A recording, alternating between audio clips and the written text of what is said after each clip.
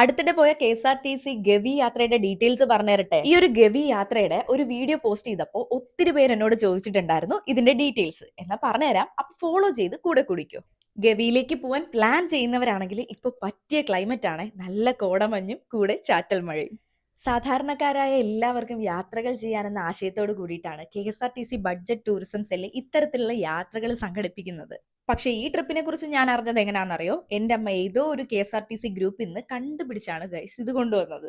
എല്ലാ KSRTC ഡിപ്പോയിലും ഈ ഒരു ബഡ്ജറ്റ് ടൂറിസം സെല്ലിന്റെ ടൂർ പാക്കേജസ് അവൈലബിൾ ആയിരിക്കും. ഞങ്ങൾ പോയത് ആറ്റിങ്ങൽ ഡിപ്പോയിൽ നിന്നാണ്.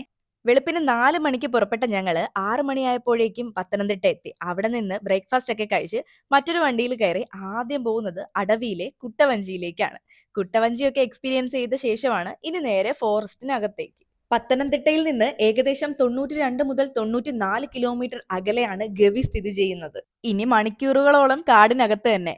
കാടിനുള്ളിലെ കാഴ്ചകളും ഡാമുകളും ഒക്കെ കണ്ട് അങ്ങ് എത്തുമ്പോഴേക്ക് ഉച്ചഭക്ഷണത്തിനുള്ള സമയമാകും. മീൻ വറുത്തതും കൂട്ടി ഒരു കിടിലൻ ഊണ് കഴിക്കാം.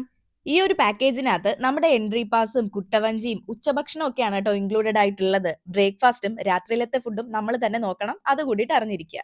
പിന്നെ കാടിനകത്തൂടി പോകുമ്പോൾ ഭാഗ്യമുണ്ടെങ്കിൽ എന്തെങ്കിലും വന്യമൃഗങ്ങളെ നിങ്ങൾക്ക് കാണാൻ പറ്റും. പിന്നെ കാട് കയറി കഴിഞ്ഞാൽ മൊബൈൽ ഫോൺ നെറ്റ്വർക്കിനെ കുറിച്ചൊന്നും ചിന്തിക്കേ വേണ്ട. ഈ വക കാര്യങ്ങളൊന്നും കിട്ടാൻ പോകുന്നില്ല. കുറച്ചു നേരത്തേക്ക് നിങ്ങളുടെ ക്യാമറ മാത്രമേ വർക്ക് ചെയ്യുള്ളൂ. പെരിയാർ ടൈഗർ റിസർവിന്റെ ഭാഗമായിട്ടുള്ള ഈ പ്രദേശം പശ്ചിമഘട്ടത്തിന്റെ ഹൃദയഭാഗത്താണ് സ്ഥിതി ചെയ്യുന്നത്. ലൈഫിൽ ഒരു തവണയെങ്കിലും നിങ്ങൾ ഇവിടെയൊക്കെ ഒന്ന് വന്ന് കണ്ടിരിക്കണം ഗൈസ്. കാടിനെ കുറിച്ച് അറിയാൻ ഇഷ്ടപ്പെടുന്നവർക്കും പ്രകൃതിയെ സ്നേഹിക്കുന്നവർക്കും ഗവി ഒരു അനുഭവം തന്നെയാണ്. നമ്മൾ ഈ കാണുന്നൊരു കാട് മാത്രമല്ല, കാടിനെ കുറിച്ച് അറിയാൻ ഒത്തിരി കാര്യങ്ങളുണ്ട്. അതെല്ലാം പറഞ്ഞു തരാനായി നമ്മളോടൊപ്പം ഒരു ഗൈഡും ഉണ്ടാവും.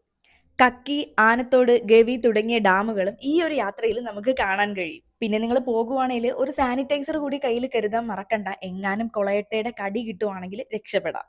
പിന്നെ പ്ലാസ്റ്റിക് പോലുള്ള സാധനങ്ങൾ വലിച്ചെറിയാണ്ടിരിക്കാൻ ശ്രമിക്കുക. ഫൈൻ അടിച്ചിങ്ങി തരും.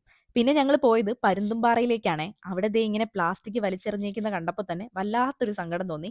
ഇത്രയും നല്ല സ്ഥലത്തൊക്കെ എങ്ങനെയാണ് ഇങ്ങനെ നശിപ്പിക്കാൻ തോന്നുന്നത്? ഈ ഒരു യാത്രയിൽ ഞങ്ങൾ ഒരാൾക്കായത് 1850 രൂപയാണ് കേട്ടോ.